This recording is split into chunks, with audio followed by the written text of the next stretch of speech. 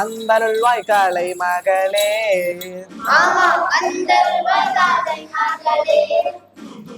என்னப்பா இன்னைக்கு எதை பத்தி பாட போறோம்? அட, நம்ம கால்த்தி வித்யாலயா கல்வி குழுமத்தை பத்தி தான் நம்ம இன்னைக்கு பாட போறோம். இந்த கும்பகோணம் கல்வி மாவட்டத்திலேயே நம்ம கால்த்தி வித்யாலயா பள்ளி தான் சிறந்த பள்ளி. பன்னாட்டு பள்ளியும் இங்கே இருக்கு, போது பள்ளியும் இங்கே இருக்கு, மேல்நிலை பள்ளியும் இங்கே இருக்கு.